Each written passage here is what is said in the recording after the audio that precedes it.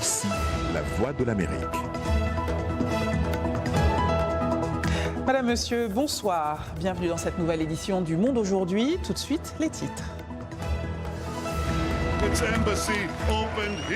Transfert sous haute tension, l'inauguration historique de l'ambassade des États-Unis à Jérusalem, entre désapprobation globale et mort à Gaza.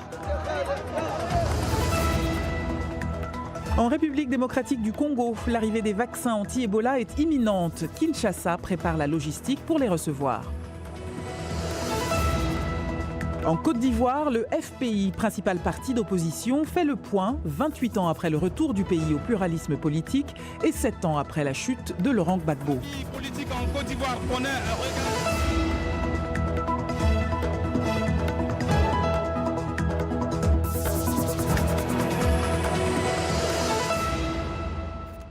Bienvenue à toutes et à tous. La nouvelle est historique et secoue le reste de la planète. Les États-Unis ont inauguré cet après-midi à Jérusalem leur ambassade. Ce transfert est lourd de symboles. Il intervient le jour du 70e anniversaire de la déclaration d'indépendance d'Israël et la veille de ce que les Palestiniens commémorent comme la Nakba, c'est-à-dire la catastrophe, référence à la perte de leur terre. Le point, Arzouma Compaoré. Les drapeaux américains et israéliens flottaient sur la route menant à Jérusalem pour saluer l'arrivée d'une délégation américaine de haut niveau à l'ancien consulat des États-Unis qui servira désormais d'ambassade jusqu'à ce qu'un nouvel emplacement soit sélectionné. L'ouverture de l'ambassade a été qualifiée d'historique par le Premier ministre israélien. Quel jour glorieux! Souvenez-vous de ce moment. C'est un moment historique. Président Trump, en reconnaissant l'histoire, vous êtes entré dans l'histoire. Pour l'ambassadeur américain en Israël, cette inauguration concrétise l'une des promesses en politique étrangère du président Donald Trump. Dans un message préenregistré, le président Trump a réaffirmé son engagement à rechercher la paix entre Israël et les Palestiniens. Les États-Unis seront toujours un grand ami d'Israël et un partenaire dans la cause de la liberté et de la paix. La bande de Gaza est le théâtre de violences occasionnées par l'inauguration de l'ambassade américaine depuis la fin de la matinée. Des heurts qui font de cette journée la plus meurtrière du conflit israélo-palestinien depuis la guerre de 2014. Ils ont violé le statu quo de Jérusalem qui était protégé par les résolutions du Conseil de sécurité. Trump a violé les engagements pris par les États-Unis dans l'accord de paix d'Oslo. La décision américaine a été critiquée par de nombreux dirigeants ailleurs dans le monde. Des 193 pays composant l'Assemblée nationale de l'ONU, 128 avaient voté contre.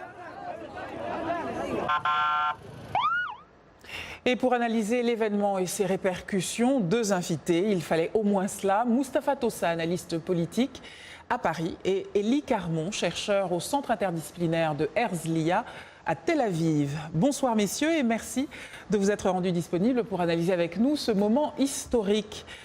Elie Carmon, je commence avec vous. Cette inauguration, je l'ai dit en préambule, est historique et elle l'est à plus d'un titre. Oui, bonsoir. Vraiment, c'est historique, c'est symbolique.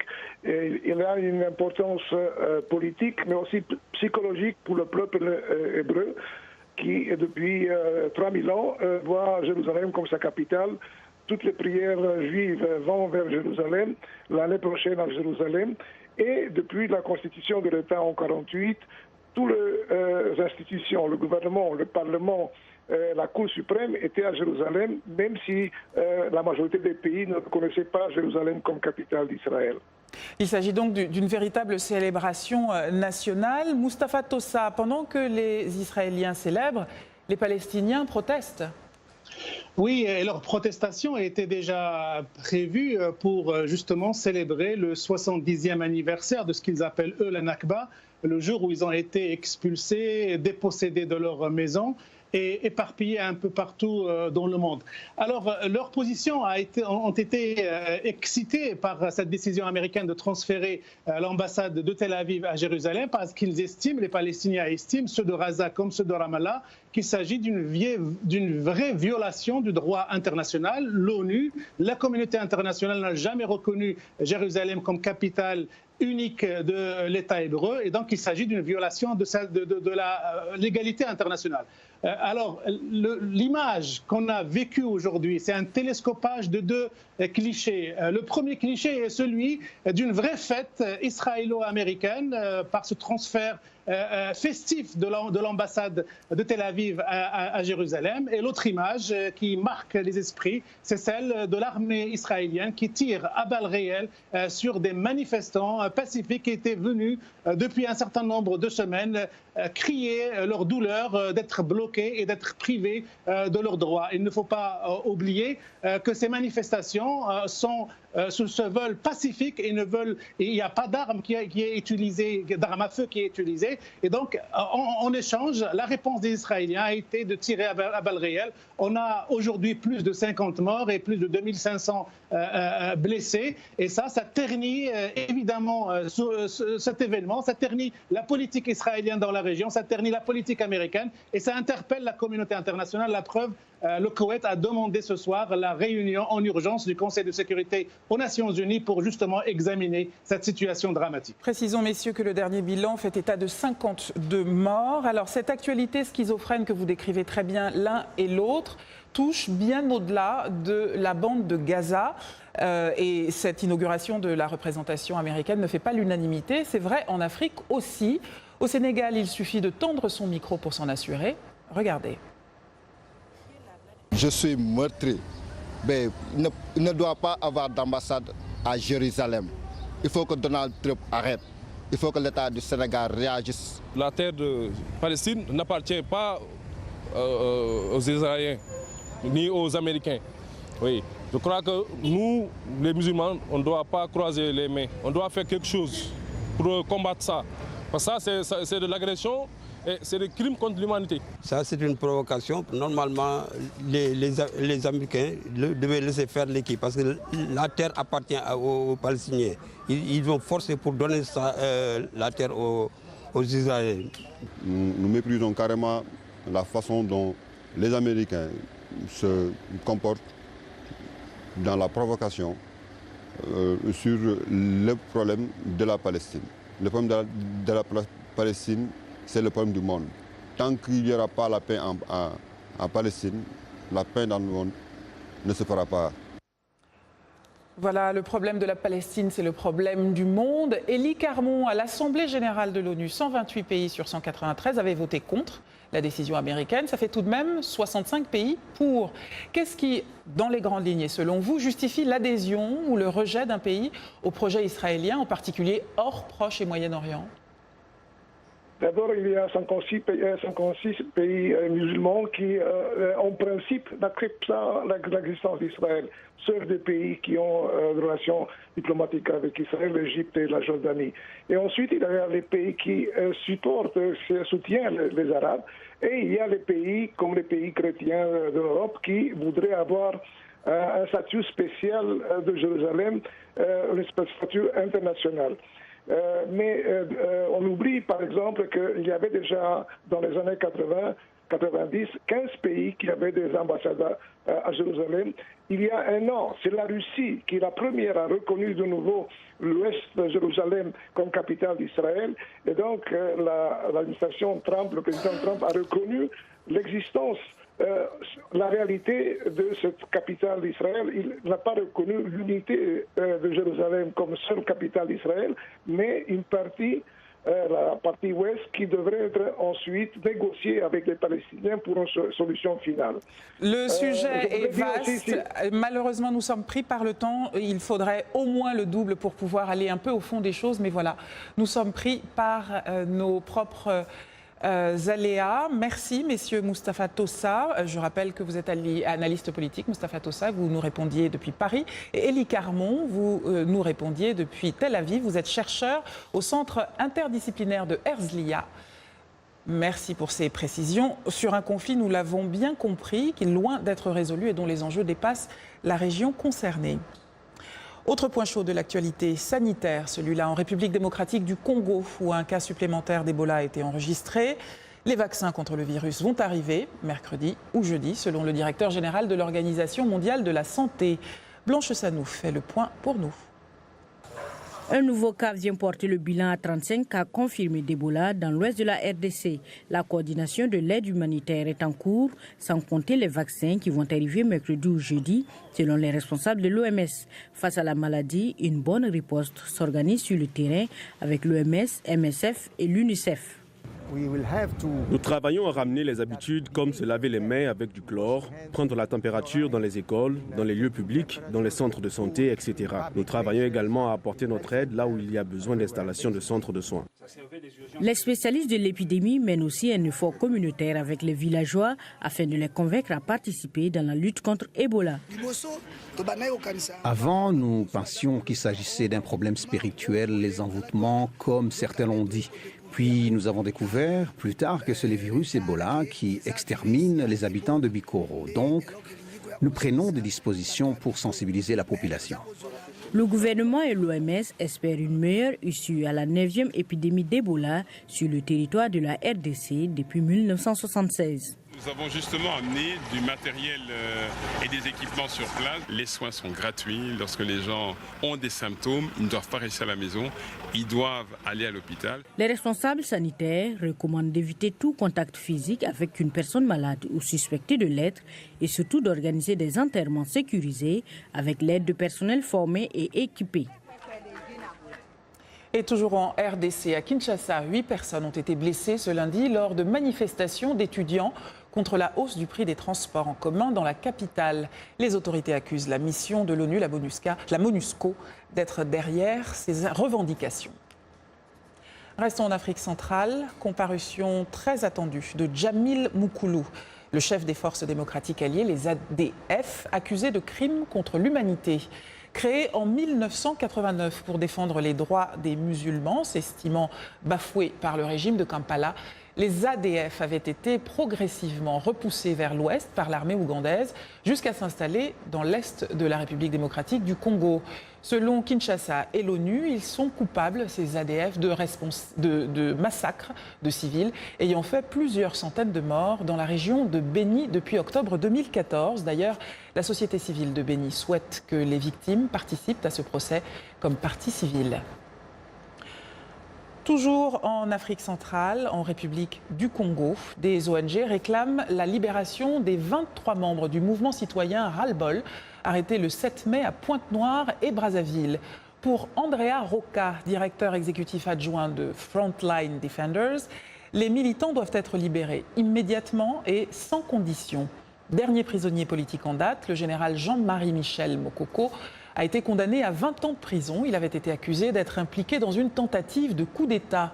Sur la question des prisonniers politiques, Raissa Girondin a joint Balkissaïde Sido, chercheuse pour l'Afrique centrale à Amnesty International. Écoutons-la.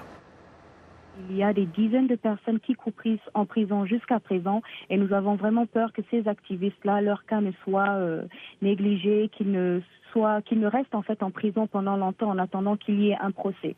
Nous avons eu à documenter plus de 40 cas de personnes qui sont en détention depuis le référendum et depuis les élections présidentielles. Connaît-on leurs conditions de détention ? Non, ils sont détenus au niveau de la Direction générale de la surveillance du territoire qui, nous savons, n'est pas accessible à tout le monde. Donc, très souvent, l'accès est limité. Mais de manière générale, on sait que les conditions de détention au Congo-Brazzaville sont assez déplorables. Il est impératif que la communauté internationale intervienne. Et la communauté internationale a le devoir d'intervenir parce qu'elle a également des obligations en ce qui concerne le respect des droits humains. Cap à l'ouest du continent, en Côte d'Ivoire, le Front populaire ivoirien, le FPI, demande la mise en place d'une nouvelle commission électorale en vue de la présidentielle de 2020. Ce week-end, lors de la célébration de sa traditionnelle fête de la liberté, l'ancien parti au pouvoir a par ailleurs fait le bilan négatif, selon ses membres, de la démocratie dans le pays. Notre correspondant à Abidjan, Georges Ibrahim Tounkara, a assisté à ce rassemblement. Yopougon, fief du Front populaire ivoirien, le parti de l'ancien président Laurent Gbagbo. C'est ici que les militants du FPI sont venus faire l'état des lieux des libertés démocratiques en Côte d'Ivoire. 28 ans après le retour du pays au pluralisme politique et 7 ans après la chute de leur champion Laurent Gbagbo. Sur le processus de réconciliation en Côte d'Ivoire, Le président du FPI ne cache pas non plus sa déception. La réconciliation doit s'inscrire dans un processus de vérité, de justice. Or, nous sommes dans la justice des vainqueurs. Les partisans du président Alassane Ouattara qui ont été identifiés comme ayant commis des crimes graves ne sont pas inquiétés. Les réparations auxquelles les victimes ont droit tardent à se faire et donc la réconciliation est au point mort. Le FPI demande également une nouvelle commission électorale et un nouveau recensement électoral en vue de la présidentielle de 2020. Un pays comme la Côte d'Ivoire qui compte près de 26 millions d'habitants ne peut pas se contenter d'une liste électorale de 6 millions d'électeurs. Il nous faut une liste électorale d'au moins 9 millions, 10 millions. Fête de la liberté par-ci, congrès par-là. La vie politique en Côte d'Ivoire connaît un regain d'activité à 2 ans de la présidentielle prévue en 2020. Georges Ibrahim Tounkara pour VOA Afrique, Abidjan. Merci de votre fidélité à VOA Afrique. Vous regardez Le Monde aujourd'hui en direct de Washington.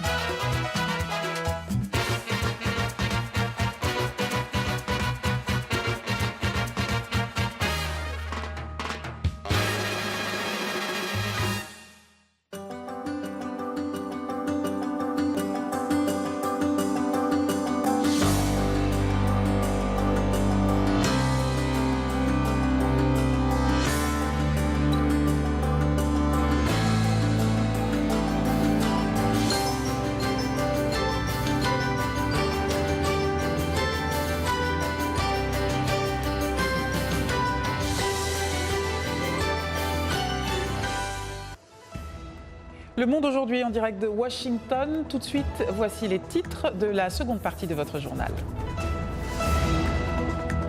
Une entrepreneure sociale malienne met en valeur l'artisanat au féminin du continent qu'elle expose et commercialise aux États-Unis. La véritable richesse du sous-sol centrafricain ne se trouve pas dans... Promouvoir le retour de la diaspora au pays malgré la crise. C'est la mission que s'est fixée un jeune centrafricain, lui-même de retour au pays. L'entrepreneuriat numérique a de beaux jours devant lui en République démocratique du Congo. La preuve par 3 startups installées à Kinshasa.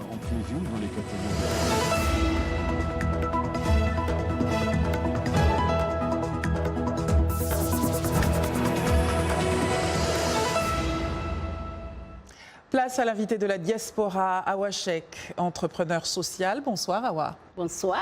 Et merci d'être avec nous. Vous travaillez avec des coopératives de femmes installées dans différents pays du continent et vous proposez les articles que ces femmes fabriquent ici aux États-Unis. Alors je sais que ce sont vos grands-parents qui vous ont donné ce goût pour le commerce, mais pourquoi avez-vous fait le choix de travailler exclusivement avec des femmes?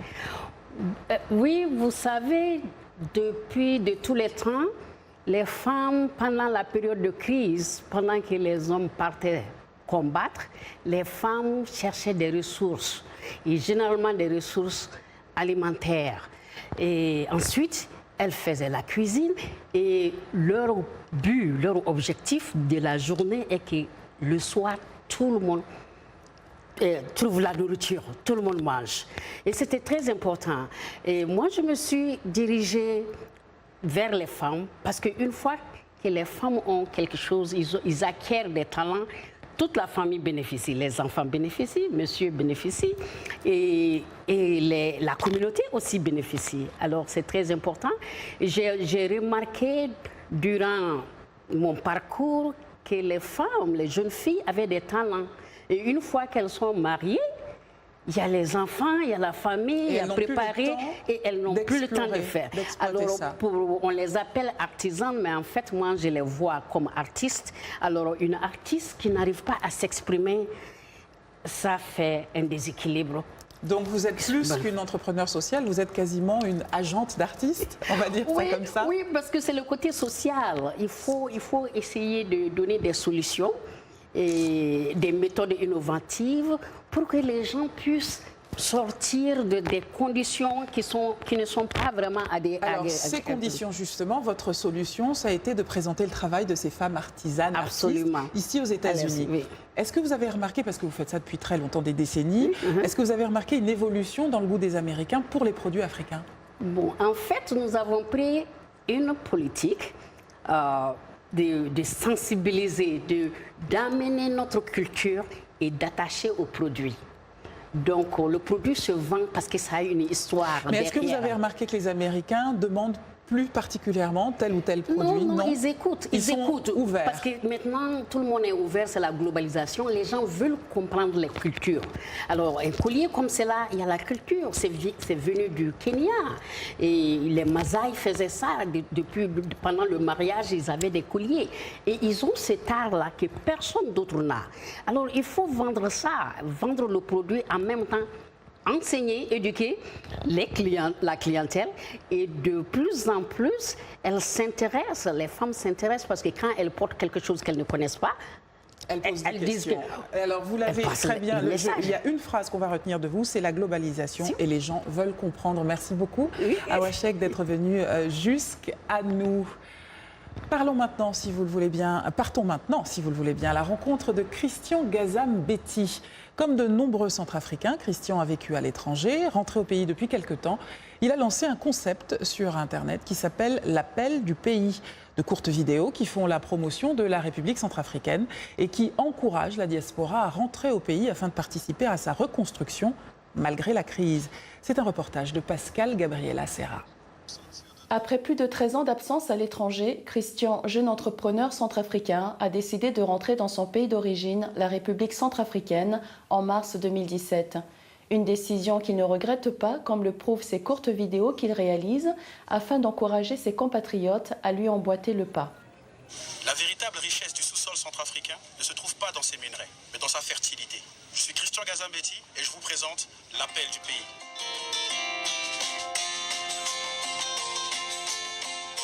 L'Appel du pays, c'est l'émission qui motive mes frères et mes sœurs de la diaspora centrafricaine et africaine à regarder à leur pays avec l'espoir de se dire c'est possible de réussir au pays, c'est possible de rentrer chez moi. C'est aussi l'occasion de donner de la visibilité à ceux qui étaient partis à l'étranger et qui ont décidé de rentrer chez eux au pays pour contribuer au développement de ce dernier. Les thèmes sont variés, portraits, conseils en matière d'entrepreneuriat, rencontres, promotion des lieux touristiques ou encore des informations portant sur les productions locales, le plus souvent méconnues. Sa contribution est d'autant plus utile que la République centrafricaine traverse une crise politique et sécuritaire depuis déjà plusieurs années, ce qui n'en fait pas une destination prisée. Une analyse qui n'affecte pas l'optimisme de Christian. Souvent les crises, elles cachent de très grandes opportunités, de bonnes opportunités de développement économique et social. C'est vrai que tout n'est pas rose actuellement en République centrafricaine, mais c'est le moment où il faut venir se placer. Ceux qui vont profiter des meilleurs fruits du pays, ce sont ceux qui sont venus s'implanter quand tout n'était pas rose. À 7h du matin à Bangui, en République. Débuté en septembre 2017, le concept L'Appel du pays rencontre un fort succès sur le net et comptabilise environ 50 000 vues par vidéo mise en ligne. Christian est persuadé que cela démontre le besoin de la diaspora de renouer avec ses racines, que ce soit en République centrafricaine ou sur tout le continent africain.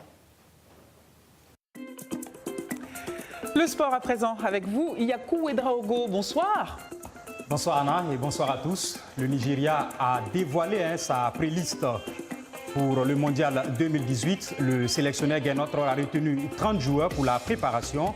Pas de grosse surprise à signaler avec Obi Mikel, Victor Moses.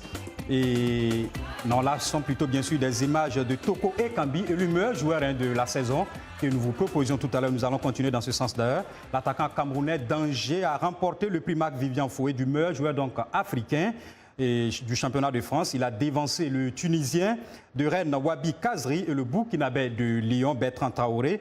Car Toko Ekambi a inscrit 17 buts cette saison en Ligue 1, contribuant largement au maintien d'Angers en Ligue 1. Donc, il est le premier Camerounais et le premier joueur de Ligue 1 à recevoir ce prix. Il succède ainsi à l'Ivoirien Jean-Michel Seri, sacré l'année dernière. Et puis, l'Égyptien a dévoilé sa préliste pour la préparation du Mondial 2018. Le sélectionneur des Pharaons, Hector Cooper, a retenu 29 joueurs pour cette préparation. À l'image de l'attaquant vedette Mohamed Salah, les cadres des Pharaons sont tous présents avec le gardien vétéran Essam El Hadari, 45 ans, les défenseurs centraux Ahmed Egazi et Ali Gabre et le milieu de terrain d'Arsenal Mohamed El Nini, actuellement convalescent, mais qui devrait être rétabli à temps pour le Mondial. L'Égypte, on va le rappeler bien sûr, débute son regroupement fin mai et donc à partir du 21. Et puis le Nigeria, on le disait tantôt, a aussi dévoilé sa préliste. Le sélectionneur Gernot a retenu pour sa part 30 joueurs pour la préparation. Pas de grosse surprise à signaler avec Obi Mikel, Victor Moses, Iwobi ou encore Moussa. Tous les cadres sont là. On notera la présence du Nantais Awaziem et du meilleur buteur du championnat local, Junior Lokosa. Pour sa préparation, le Nigeria affrontera la RD Congo le 28 mai à Abuja, l'Angleterre à Wembley le 2 juin, puis la République tchèque le 6 juin en Autriche, donc avant de s'envoler pour la Russie. Lui ne jouera pas le Mondial 2018. Le TAS a recalé le Maroc et Mounir El Haddadi, international espagnol, à une reprise en 2014. L'attaquant d'Alaves souhaitait évoluer avec le pays de ses parents, le Maroc donc, mais la commission du statut du joueur de la FIFA a rejeté sa demande en mars dernier. Le joueur et la fédération marocaine s'étaient alors tournés vers le TAS, le tribunal arbitral du sport. Mais là encore, pas plus de succès. En effet, cette instance a rejeté la demande de l'ancien Barcelonais. Et puis, du cyclisme pour terminer, une fois de plus, le Burkina Faso a raflé la mise au Tour du Bénin. Comme l'année dernière, les étalons cyclistes ont dominé sans bataille et cette fois, ils ont fait mieux en remportant toutes les étapes. À l'arrivée, c'est Salfo Yarbanga qui remporte le maillot jaune, succédant ici à son compatriote Abdoul Aziz Nikema. Il devance deux autres Burkinabés, Seydou Bamogo et Salfo Bikenga, qui a d'ailleurs remporté la sixième et la dernière étape courue hier dans les rues de Cotonou. Et donc, c'est tout pour ce qui est de l'actualité sportive de ce jour. Merci Yakou. On vous retrouve demain. Ce n'est pas du sport, mais la compétition y existe aussi. L'entrepreneuriat numérique et un entrepreneuriat à l'assaut de la capitale de la RDC. Des dizaines de jeunes entrepreneurs et investisseurs se sont récemment réunis à Kinshasa pour le lancement de Ingenious City, un lieu de vie qui accueille les startups congolaises. Irénée Herman Oungbo nous en dit plus. À Kinshasa, la capitale congolaise, pas facile d'entreprendre dans le numérique. Bayala Chamala est l'un de ces jeunes entrepreneurs qui tentent de bousculer les habitudes en vue de dynamiser l'industrie numérique dans ce pays de plus de 80 millions d'habitants. Ils sont confrontés à de nombreux défis, à commencer par l'accès à Internet qui est très limité en RDC. On a vraiment du mal à trouver des financements. Lorsqu'on va frapper dans des portes, c'est soit qu'il faut aller voir une banque et être parrainé par un entrepreneur chevronné, alors que ce n'est pas toujours évident pour des startups, des entreprises comme la nôtre. Bayala est le fondateur de l'application Basique qui offre toute la variété musicale africaine, notamment congolaise aux mélomanes. Son objectif est d'atteindre au moins 2% des personnes connectées en RDC. Thomas Trouven est belge d'origine congolaise. Il a décidé d'abandonner en Belgique son emploi pour vivre à Kinshasa où il a lancé en 2017 une start-up avec son cofondateur Jean-Louis Mbaka. Ce site relie propriétaires, locataires, acheteurs et vendeurs dans le secteur de l'immobilier. Depuis son lancement, les deux associés attirent environ 5000 vues par mois. Ils ont pu lever des fonds et engager 8 employés à Kinshasa. Tout ce qui nous manque ici, c'est cet accompagnement de l'État. Et aussi des privés, donc tous les incubateurs privés qui sont en train de se mettre en place là maintenant. Wapimed offre à ses utilisateurs la possibilité de réserver et payer en ligne des consultations médicales. La start-up fonctionne jusque-là sur fonds propres et souhaite également bénéficier d'un appui substantiel en vue d'offrir son plein potentiel à la clientèle.